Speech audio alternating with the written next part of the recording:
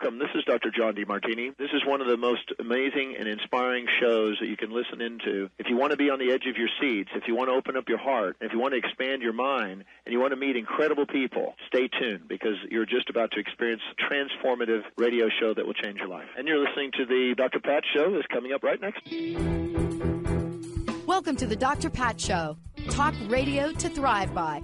Powerful, inspiring, and coming to you live, bringing you stories of people like you and me, busting through and living life full out. Get ready to dare to wonder what your life would be like if you knew you could not fail. Oh, okay. So let me just start by saying this is a fabulous show we're going to be doing here. I want to just present this little caveat for all of you. This is a show that I'm doing with my fantastic colleague, love coach, Mariya Graestone. But fasten your seatbelt. Quitting the blame game. Now, here's what I want to say about this, and then she is just going to really run with this. What does blame game look like, right? If you are you studied personal growth, spiritual development, you've been doing this from a very young age. You've been called to do it. You've been trained to do it, right? You are part of the life coaching and authentic leadership and facilitation group. You founded and created your own business, romantic relationships, and now you have your own show. And what you're doing is you're putting all of this together and you're bringing it out. And you're having conversations that many of us do not want to have, especially that have the word love related to it at all. But if you're not having these conversations and you're not talking about these things, how many of you think they've gone away? Raise your hand. Go like this. Oh, yeah, I'm not talking about it, so therefore it doesn't exist. No. But the idea of a blame game, it's so interesting when you hear what she's going to talk about. Because I had a little meltdown 2 days ago on a phone call. It wasn't like an obvious meltdown, but it was clear that my persona changed on the call. Because we were in this great call. We were having a really good session about something to do and a direction to go. And one of the people on the call, for the first 8 minutes, did nothing but talk about how everything wasn't working and did not work and was never going to work. And it was had no part of it at all. So why do I have such a reaction upon that? What is my training? Where did I get that reaction from? Who taught me about owning my part of a problem? But I'm not perfect. And I'm right there in the blaming mode like everybody else. If you push me into a corner, I might point my finger. But today, how to let go of judging and blaming others. Because if we can't do this, oh boy, it's really hard too. If we can't do this, then how are we ever going to stop judging and blaming ourselves? Right. Thank you for this topic, right? Absolutely. I always love when people bring a topic like this up because I always look at my reaction to it. And then I always realize, oh, okay, this is a good part of my journey. And why is it a good part? Why am I so aware of this? So here's what I want to leave you with, and then I want you to take off. When I was a kid, I had 2 stepsisters. And I was the kind of kid, you could tell, you know me, I smile a lot, right? I could be talking to you about something and I got this grin on my face. I had this as a kid. You could not knock the grin of the smile off my face. I don't care what you were talking about. I could step on a rusted nail down in the lot and I'd be smiling. So my 2 stepsisters for most of my young life did crazy things and blamed me. Like 2 bags of empty beer cans under the stairwell. Now, here's the good news. When my dad died in 1987, my sister Joyce fessed up and told my stepmom. My stepmom is making amends to me now, even from above. But this is the impact of blame, isn't it? It's one of them. All right. These labels, these things we put on people, so damaging. We don't understand them. So let's start about the labels, because you know this and I know this. Social media has taken labeling to a whole new level. What are your thoughts on this? And where do we want to start? Well, one of my favorite not favorites is the narcissist label. I love it. People, that's such a hot buzzword these days. Oh, he's a narcissist. Oh, do you know what he did? He's such a narcissist. That guy's totally a narcissist. Oh, she's a narcissist. You're a narcissist. We're all narcissists. Oh my gosh. I'm pretty sure, and maybe you know, but I'm pretty sure that like the statistics on narcissism, the percentage of people who are actually clinically, have narcissistic personality disorder has got to be lower than the amount of accusations that get thrown around. Okay, so it's like the Titanic iceberg. The amount is at the top. The amount of time, the amount of time we use it is underneath. Right. And they're not the same, are they? No. So the problem, though, when we start throwing these labels around, well, in fact, let me actually back up a little bit. Labels are helpful. Like, it's part of how the human mind works to categorize things and sort of simplify life and, into little boxes and whatnot. And it helps our brain deal with all of the complexities of life. But there's a point at which the labels become excessive and problematic. And especially when we use those labels to put human beings in those boxes. And especially when we use them in like a mean intention to sort of minimize their humanity and like distill it down to this one little label, like you are a narcissist. Like that, in that moment, that becomes all that person is. And it removes them of their complex humanity. And so in effect, it's name calling and it's bullying and it's dehumanizing. And it doesn't mean that you're wrong. It's just, what is it doing to the name caller? What is it perpetuating in the name caller to throw those dehumanizing judgments around? Do you have a guess? Because I could tell you, but. Okay, I will tell you how. Okay, so I'll tell you one thing. I will tell you how I was affected as a child from things like this, right? In so many ways. I could tell you how people are affected, especially people that decide to have their lifestyle a certain way, and they get classified and get called names, which I won't repeat on this show. I can tell you that sometimes the effects of what you're talking about stay with people for a lifetime. That I can tell you. And I could tell you how unaware most people are of the impact they have by doing this. So not only are they having unintended, unrealized, sometimes very substantial impacts to the people who they're calling names, what it does to the name caller is it perpetuates this notion that some people under certain circumstances are undeserving of love.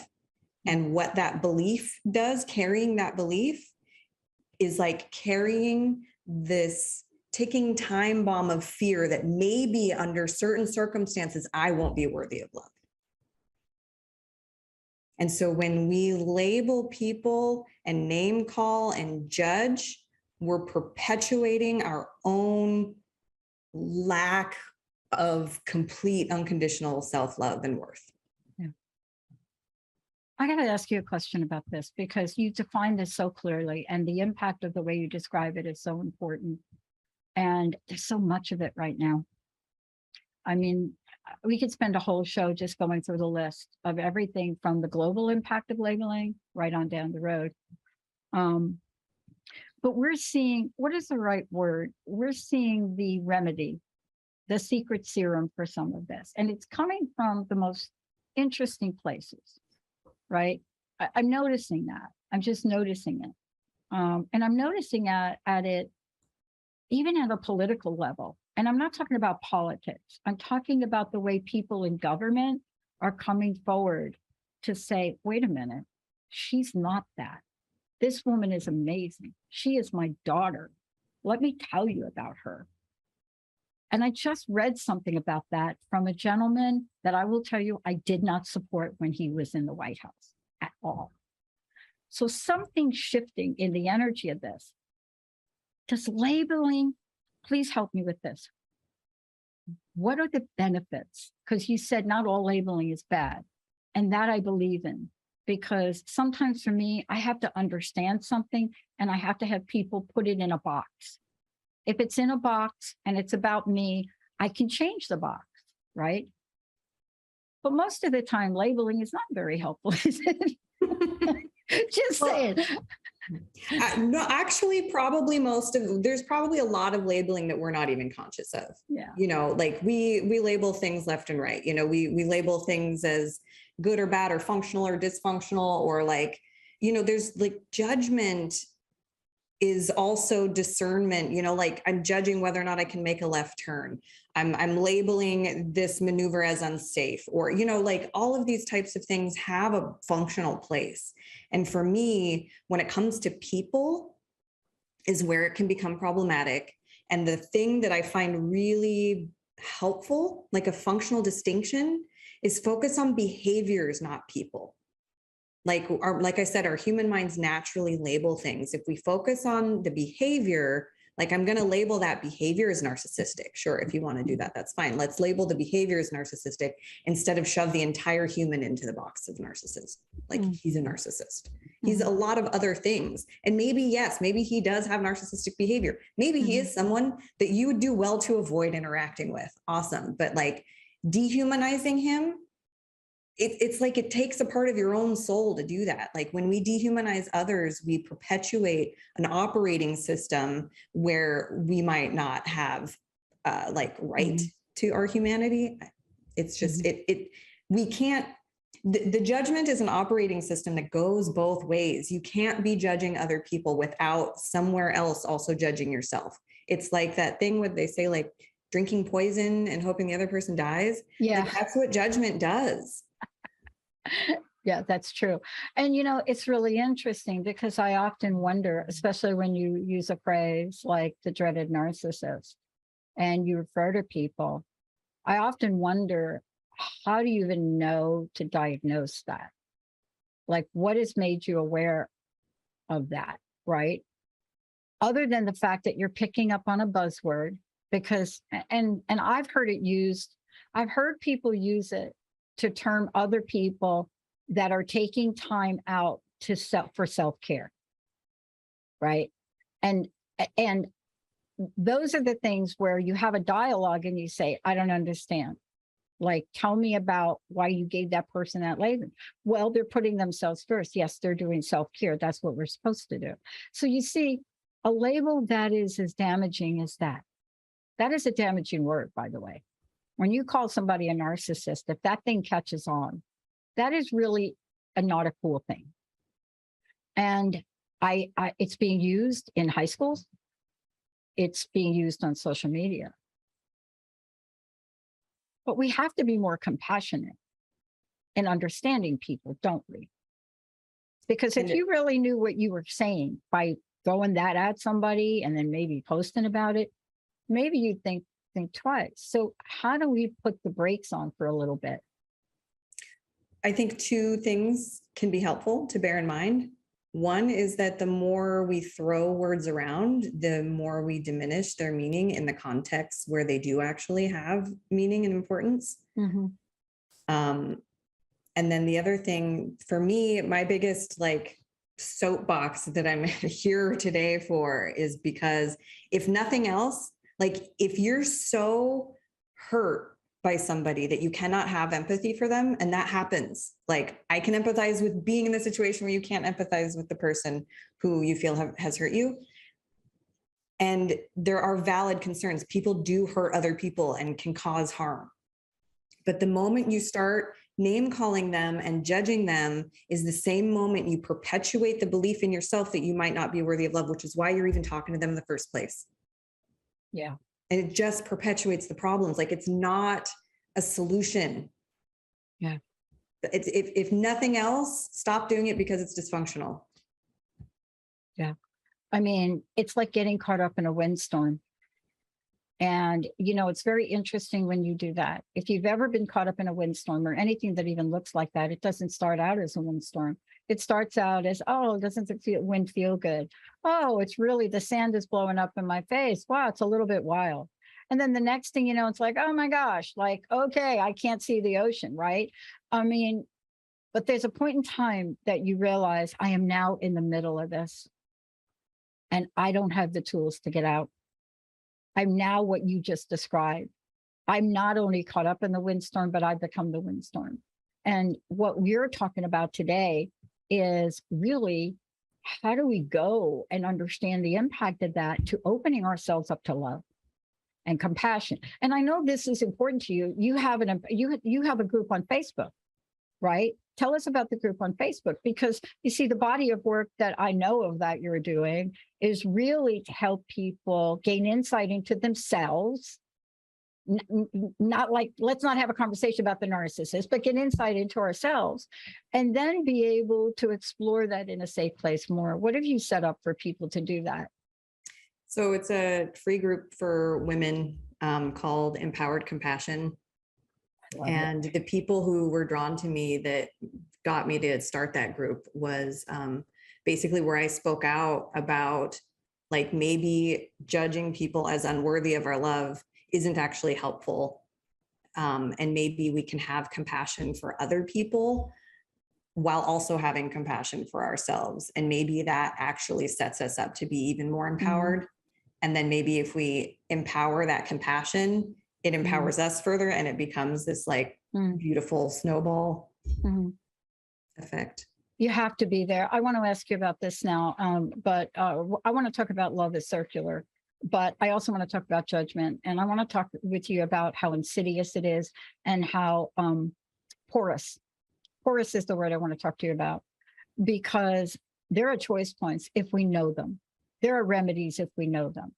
And like anything, I should have a t-shirt that says the first step is awareness, not acceptance. I'm sorry. I get so much flack when I said that the other day. Why do I say that?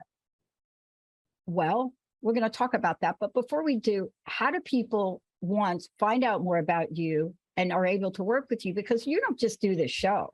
This is something you embody into your profession and help people with. So I want to be very clear about this. Yes, this is a conversation you and I are having, but the work that you do is so much more than that, because you're going to take everything we've said today and you work with people to really get down at what's going on. Why?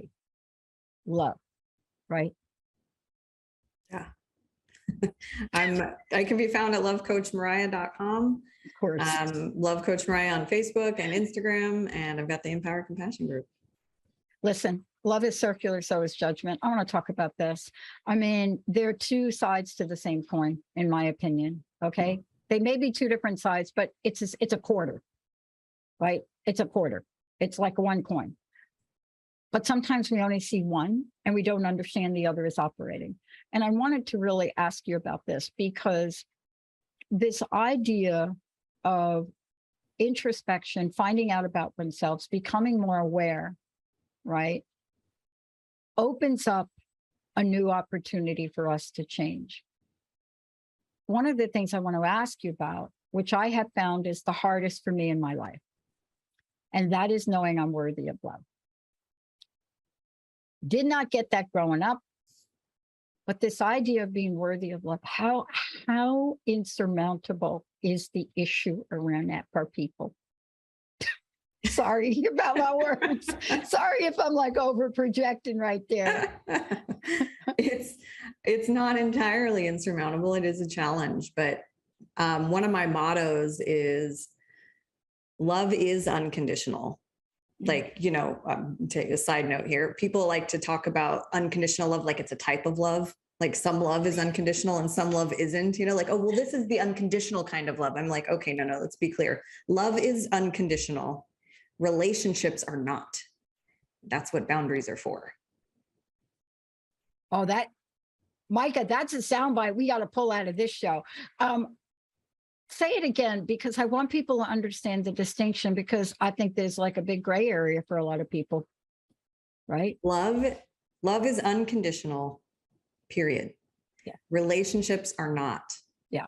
And that's what boundaries are for. Let's dig deeper into that, because when we start to talk about relationships, now is where we sort of get the judgment. Look,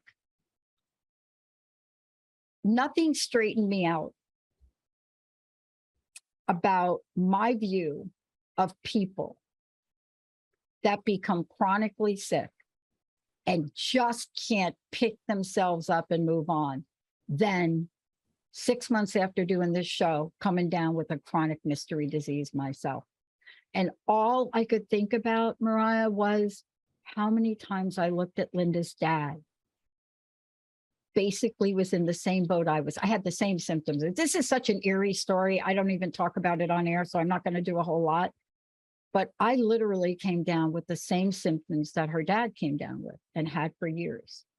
And I could never understand. Bummer, just get out of the chair. Come on, let's go saw that 2x4. And he couldn't use it. So nothing reframed my perspective on that than my own journey. And I got to tell you, it lasted 10 years. So it took me 10 years to really shift. But that's just one version of it. See, we do this a lot with people. So we will judge other people and judge what we expect them to do. And I can't even begin to talk with you about how that manifests in relationships. Tell me, how many versions of relationship stuff like that are there? Oh, it's infinite. The thing that I'm going to keep bringing this back to, though, is I'll use a friend of mine as an example.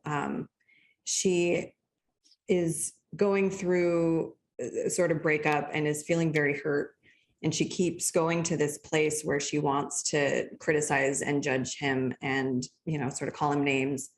And then I kind of come in and stand up for him a little bit and say, like, yes, he did those horrible things and you continued to participate in the relationship. So maybe instead of calling him names, we can just look at the behavior and assess whether it's aligned for you or not. And clearly it's not aligned for you. So you have the power to choose differently. And she would sometimes question me as to why I was kind of arguing with her a little bit about her judgments of him. And I was like, because if you keep judging him like this, you're also going to judge yourself. I know you will. I've seen you do it before. And sure enough, somewhere down the line, later that day or something, she'll have some realization about her participation in the relationship and start crying and being like, oh my gosh, I'm such a horrible person. What's wrong with me? I'm like, okay, see, here's the judgment again. And this is why it's circular. We can't judge others without judging ourselves. And I don't mean simultaneously. Like, we can make judgments of someone else without judging ourselves in that moment, but it's like an operating system, like your computer. It's a mental operating system of, if we're operating on this judgment OS, we're judging other people left and right, and somewhere else we're judging ourselves too. And that always lands you in a puddle of shame at some point. And it's just debilitating and unproductive. Like, it's just, and it's hard because I want to have empathy, and I do. I practice empathy for the people who have been hurt in relationships. And I don't mean to diminish the harm that happens. It's just acknowledge the harm and move away from the judgment. Find empowerment instead. Yeah. Anywhere you can find choice, you find empowerment. Look, here's the thing. I learned this in a hard lesson from someone that really had to work a lot harder than the way you're describing it to get to me.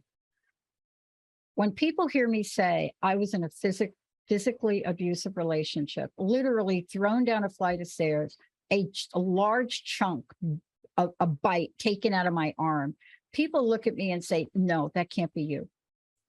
You, the girl from the Bronx, you. And if you step into the blame without taking action, this is my language now, shame exponentially shows up. So I want you to talk about this for a minute, because here's some of the side effects. Shame because you couldn't make a change. Shame because you let that happen. Shame because other people thought, no, not you. I could go on. Shame because, oh my gosh, I must have done something horrible and deserved that. I'm so ashamed of my behavior from causing that person to be so. I mean, we could go on, because if we don't take the step that you took, and if I didn't have the help I took, and by the way, this was back in like 1989, if I didn't have that help, not from somebody like as nice as you either, like that could explain it, I don't know where I'd be. I don't know that I would have broken that habit. But see, what you're asking, and please help me understand this, there's a point by which we halt judgment. And don't things get clearer for us? I mean, I think so, but I might be biased. No, you're not. You're not. Because if I'm judging you and I'm thinking, and I got a 50 million names for what you do, I cannot get to the solution. Einstein said it. You can't solve the problem at the level it was started. So you can't solve the problem at the abuse level. So what you're saying and help people with is how to hold new space, right? Yeah.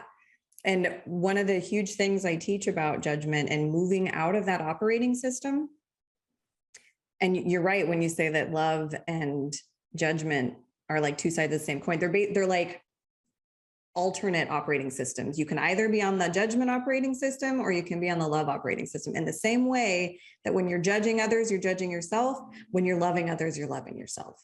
And so if you shift out, if you uninstall the judgment OS and upload the love OS, then what happens is you start to develop a level of self-love and self-worth and self-trust that it empowers you to show up in situations where if someone is exhibiting a behavior that you want to label as bad or bad even just for you, then you just say, oh, guess what? That's not for me. Exactly. And you go somewhere else instead of pursue it. And like, you want to run them down and call them all the names because you're like attached to the justice or something. It's like, how about peace instead?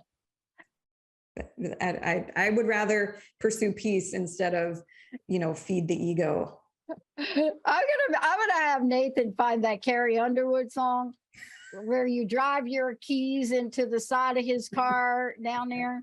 But I want to pick this up. I want to take a break and come back, because what you and I are talking about, we're having a conversation about it, but you are the one that works with people to help them get out of it. Now, I will tell you that it's a journey. I want to talk to the audience for a minute, and I want to say this for all of you. We're talking about this because both of us know what it's like, but we want to invite you to have the most amazing love that you deserve. And in order to get there, you may need to have a few conversations with Mariya. You may need to talk about that relationship from 15 years ago that you're still throwing eggs at the house when you drive by. Or even if you're not throwing eggs, you wish you had a dozen eggs when you drive by. When we come back, we're going to talk about this because I think she's very clear about this. Yes, they did that. Yes, they hurt you. Yes, yes, yes, yes. But you don't condone it. You don't have to condone it or blame it in order for you to become fully and compassionately empowered. When we come back, fasten your seatbelt. However, you want to call in? Want to talk to Mariya? 1-800-930-2819. And thank you, Nathan, before he cheats. Stay tuned. We'll be right back.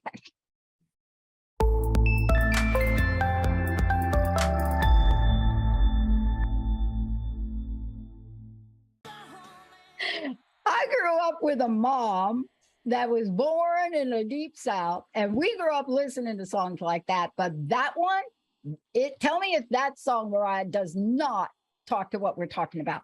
Before we kind of make a transition here, I want to talk with you about the work that you do, because before the break, I said, we're having a conversation, but it's not that for you. This is a body of work, and one part of it that you do to help people get to that place you mentioned called unconditional love, right? That is the end game, isn't it? You may have to jump through hoops. Some of them may have fire and barbed wire on them. But who doesn't want to feel love? Right? Yeah. I don't know. So tell folks a little bit about how they can find out more about you, what you're creating, and how they can contact you, because now we're going to really roll. Now we're going to get to, you got to know when to hold them and you got to know when to fold them. But let's tell folks how they can find you. Sure. I can be found at lovecoachmariya.com. My name is spelled Mariya. You can email me, connect at lovecoachmariya.com. You can find me on Facebook and Instagram, Love Coach Mariya. And I do coaching work with women who are struggling with insecure attachment styles to learn how to become secure in love. Yeah. And my mission in life is to help. I want people to treat each other better.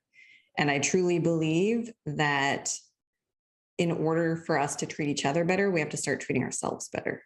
Because how you do one thing is how you do everything. And just like judgment is circular and love is circular, how we treat others is how we treat ourselves. How we treat ourselves is how we treat others.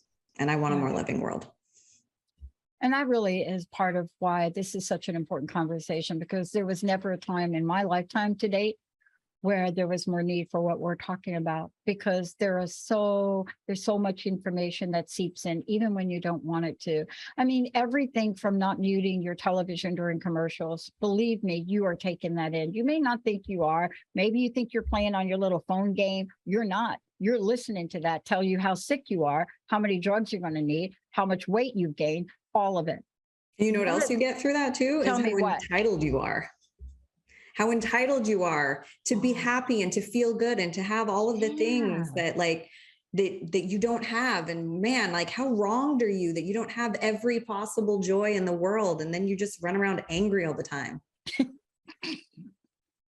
That's exactly, and that really is what we're talking about. How do we choose to respond to things? See, because when I tell that story about my own little experience there, everybody thinks that I got up and I went after the other person.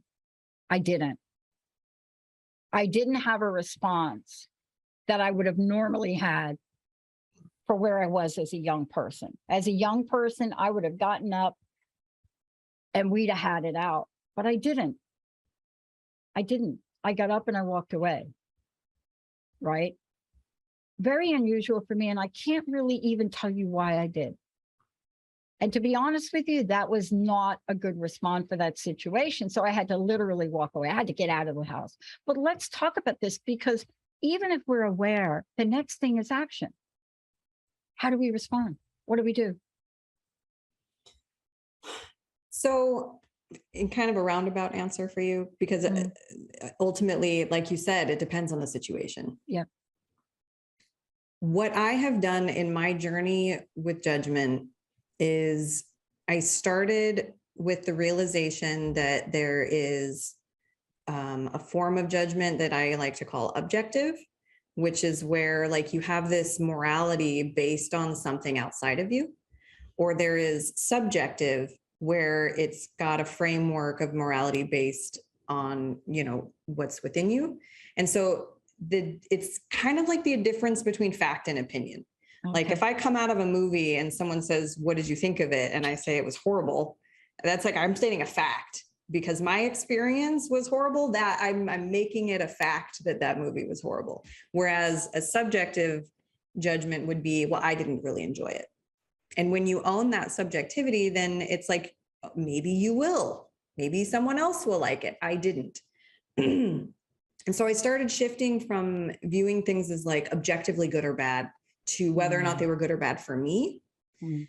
And then further down the line, I came to find that I was still judging myself and my own behaviors as good or bad, and that it was still kind of in various ways leaking out into shame here and there. And so I even let go of good and bad altogether. And I shifted to a completely neutral framework of alignment. It's either in alignment with my values and goals or it's not. And it's neutral. It's not a judgment of good or bad. It's just I'm assessing things in terms of alignment or misalignment. So if I encounter something that's not aligned for me, it's namaste and you walk away. Yeah. Yeah, I had a mentor that drilled into me one phrase that I use to this day. It's not good, bad. It's not good. It's not bad. It just is. And I'd never quite understood it. It took me a really long time because, okay, you had to work with my mentor. She was not going to explain everything to you. But when you got it, she would point it out. But what you just described, see, that is the place. That is the place that I think Einstein talked about. It is the place that you're not going to the same place where you were to solve the situation you're in. Because the place where you were is to really do this and to just go at it, whether it be emotionally, mentally, spiritually, or otherwise. Absolutely. Even if you don't say it, right? So let's just be clear, right? You're not just talking about, oh, I'm saying it, but even thinking these judgments causes us to get in that circular thing. Yep, absolutely. Absolutely. And, you know, on a kind of a side note, but talking to what you're saying with that Einstein notion, the same friend I was mentioning just today, she was caught up in like kind of, you know, mental torment and just in these loops and these, you know, running things through over and over again and asking questions and trying to figure things out. And it's already over. And she ended it, but she's still trying to figure out like why it didn't work and, you know, oscillating between, is he a horrible person? Am I a horrible person? And I'm just like, you actually, your answer is not in your mind. You're having mental turmoil and you're trying to solve your mental turmoil with your mind. I was like, you need to get in your body, take your awareness out of your mind. The solution is not there. Only the problems are there. So that's embodiment. On a total side note, embodiment is a huge part of any sort of healing practice. And, you know, healing all of the wounds that we have about this judgment operating system. I think part of the reason we like to stick in that, like, oh, let's just bang our heads together and fling names back and forth at each other. Like, that's the mind wanting to keep you in the mind and, you know, whatever it can, however enticement it can use to keep you at the mental level and keep you from stepping into a place of embodiment where you can zoom out a little bit and be like, hey, you know what's happening right here ultimately is this isn't aligned. And I don't need to fight with you about it. I'm just going to walk away. I'm going to stay on my path of alignment instead of come off of it. And I'm not going to keep asking you to come off of your path of alignment, because when we do that, we deplete ourselves. And only like a relationship that results from one or both parties stepping out of alignment in order to be together is going to be inherently dysfunctional. Yeah. And you know what I love about what you shared? Because maybe there are some people that can see themselves really well and figure it out on their own. I don't know many people like that. But I know in my case and in what you're talking about, it is always beneficial to me to work with another person, to have somebody that can see things clearer, because when you're in the middle of something, clarity is not necessarily what comes to you. No. Right? Yeah. Yeah. It's your own head. Yeah. And, you know, I mean, it comes in certain ways, but this is really the next conversation, because there is an action that has to be taken. And sometimes it really is an action you have to take. And if you don't get an outsider being able to speak with you and help you understand it, you're going to go back to that abusive relationship. It's highly likely it will happen again, and you may not reach out for help again. And so let's talk about this, because there is a place where people can get to where they can take that next step. I'm not saying it's easy, right? I'm not saying that ending a relationship or deciding what's alignment for you is, that really takes a lot of help. But that's really what we have to do to get there. I think you say, and this is something, you can wish somebody well, but you don't have to stay. And you don't have to carve something in their leather car seat. There's this, again, like the ego, the mind really likes to think in black and white. Like, in fact, I think that's kind of all it's capable of. is, seeing things in black and white, all or nothing, good or bad. It's very dualistic in that sense. And part of the way that our modern culture is framed, we have so normalized codependency and enmeshment that it's like we think the only way to be in relationship is either totally enmeshed, like I can't tell where I end and you begin, or F you, I don't even care. It's like we're either one or we're like enemies. And it's like, how about we're just two individuals who are, coming together because we enjoy each other's company and we don't actually need anything from each other, but it's like, I don't need you, but I want you. And you're free to come and go, and hey, if you keep choosing me, how wonderful. And if I keep choosing you, how wonderful. But that takes so much internally rooted security to be able to get to that place. But it is possible. And as you were saying before about ending up back in the relationship that's not functional, I think that one of the alternative, if you don't end up back in that relationship, you're just going to end up in another one that looks like that. Oh, and totally. One of like the biggest guarantees of that is if you leave, slamming the door. If you're like, F you, I'm done. You're a total piece of work and and I'm not for this. It's like zero ownership, 100% blame. You're just going to walk into the same thing again.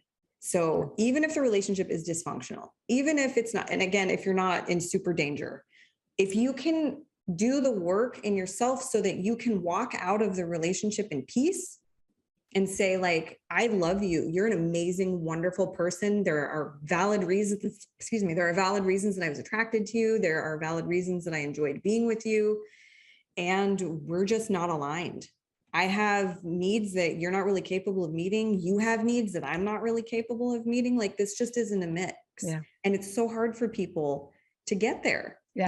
They want to either like ride or die. I don't know. Yeah. And I want to put the caveat for those of you out there. I just got a text message. I want to bring the question up here in a minute. But I want to put it out there. We're very clear about the type of person you would do this with. So let us be clear. There are people, given the circumstance, that you need to run and not walk away from. We are not talking about those people. Just say it. That's not who we're talking about. Well, and I can talk to that. You can talk to that, but I could see the questions that's coming in, right? Yes. Everyone that I know that's ever done a show like this talks emphatically about what you just said. Because believe it or not, that gesture, it's more for you than it is for them. Just like forgiveness is more for you, right? Absolutely. So in your words, it's a clearing of energy, isn't it? Even though it may not feel like it. Yeah, it's like a release. Yeah. Yeah, you're just letting it go. You're like, hey, like the alternative, like we try so hard to fight. We fight with each other for the relationship, but then it's just tearing the relationship apart. And it's just like, if it's not working, man, it's not working. And at the same time, people are so inclined to leave in like a huff of reactivity instead and be like, and that's a pretty good guarantee that you're going to end up in that same relationship with that same person or in the same relationship with a different person when you walk out and you slam the door, because making choices, making like life decisions from a really heightened emotional state is really not sustainable. Like that decision is not sustainable. Yeah. Because you're making it from a very temporary heightened state of mind. And then eventually you'll calm down and then you'll have a different choice, right? So you got to totally make your choices different. From a place of calm. Exactly. I work in a program with other women, and one of the top rules of the game is you don't make any major decisions while you're going through this for the first year. You just don't make any. And they always want to ask why.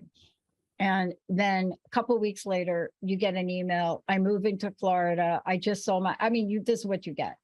And you have a conversation about, is that really what you want to do?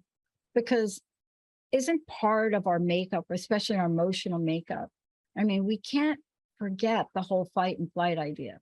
Right. Right. We'd like to, But what you're offering is inner work, not for the other person, because you can't do their inner work. Correct. But in order for you to get to this place where you can have that conversation or make that statement. And to answer one of the questions that came in from Sue here, I just want to say, yes, Sue, here's the thing we're saying. We're not saying you have to do this alone, because I've said this a couple of times now during the show. I've never been able to do it alone, and I have some tools. I recommend you work with somebody that can help you get through the process that Mariya's talking about today, but then also give you some tools, right? Because that phrase, Mariya, you just said that you said so beautifully and easily, that did not come to you overnight. Nope. No, right? Took a few years. Yeah. But that's really what we're talking about, because we are talking about, for you, creating this community of empowered compassion. Mm-hmm. Yeah, and I do it. It's for you. It's not for the other person. Like you said, like I am encouraging people to let go of judgment of the a-holes out there, not because they're not a-holes, but because it's damaging to yourself to function on the judgment operating system. Yeah. And, there are some people that are a little bit more blinded to themselves than others, Yeah. Yeah. When two relationships, kind of the same pattern, I'll admit it. And everybody around it could see it. Everybody's like, okay, just saying, you're in a relationship with a crazy person. We all knew it. You in here. And then the next one, my friends were like, okay, 14-year relationship. You didn't think there was anything wrong, Pat, with the fact that on anniversary date, you were the only one available for 14 years. And when they put it to you like that after the fact, and I just looked at him and said, okay, thank you for sharing now. But even that was insightful for me. It told me about myself. It told me about what I wasn't willing to see. Mm-hmm. Yep. And we all like the timelines of each person's journey is definitely personal, It is definitely personal. But look, let's talk about this last thing in the minutes we have left, because I think that when we have conversations about this, people really think, I got to sacrifice this. I got to sacrifice this. I'm going to trade in who I am. I'm going to sacrifice this freedom. I'm going to sacrifice this. Okay. What don't we need to sacrifice here in order to get to that place where we can feel what unconditional love feels like, starting with ourselves? Compassion. I feel like one of the biggest messages that gets indirectly pumped out is that if you keep if you keep getting into these relationships with these losers or these people that don't deserve your love, you need to become more empowered. And it's almost like they're trying to say you got to put up some walls and you got to tell that person that they don't deserve your love and go find someone who does deserve your love. And that just perpetuates, again, that notion that maybe in certain circumstances you don't deserve your love. So what you do instead, it's like the opposite. And you say, hey, I'm like this naturally loving, caring person. I have a lot of compassion in me, and I'm trying to love these people who don't love themselves enough to even receive my love. And maybe it is a waste of my time, quote unquote, waste of my time and energy to be giving my love to this person who's not ready to receive it. But it's not because they don't deserve love. Yeah. And I deserve love. And you know what? Hey, wait a second. I deserve enough love that the fact that this person isn't capable of reciprocating it, I don't have to criticize them. I just have to take my love somewhere else. I have to keep it for me and direct it to people who are capable of receiving it. And it doesn't mean that that person who's not capable of receiving it is bad or horrible or a narcissist or whatever other label you want to give them. And even if it's true, it's not helpful. That's my whole point. Yeah. Look, thank you for today. I mean, these topics, most people can really relate to everything you've said today. And I would venture to say that out of that population, most of those people don't know the next step. And I think that the message that I want to leave them with, and I want to hear the message you're going to leave them with, is I've never been able to find a pathway to freedom and love by myself. I've never been able to do it without getting help. Right. And it took me 38 years to figure that out, that I couldn't do it myself. What's your message? What would you like to leave people with? And please tell them how they can get in contact with you. I would actually like to leave people with a question for themselves to just consider as they go about their lives. Where can you empower your compassion? Where can you take that beautiful little seed of love and compassion in you and actually turn it up so that it serves you as well as others? Because if you're sacrificing the compassion for yourself, for others, you're missing something. And you can find me at lovecoachmariya.com. My name is Mariya, and reach out anytime. Thank you so much for this, because I don't know if you've seen the latest statistics on relationships and what's going on. I will tell you that these folks really need to have a conversation about this and put down the boxing gloves for a minute. Absolutely. I mean, a brawl over table tennis? Are you kidding me? That's really what we're talking about, understanding more. What would a compassionate conversation look like between these two guys? I would have loved it. Yeah. Okay, Coach Mariya, everybody, I'm Dr. Pat. Please, you don't have to sustain your pain alone. And so many of us think we do. Reach out to Mariya. We'll see you next time. All clear?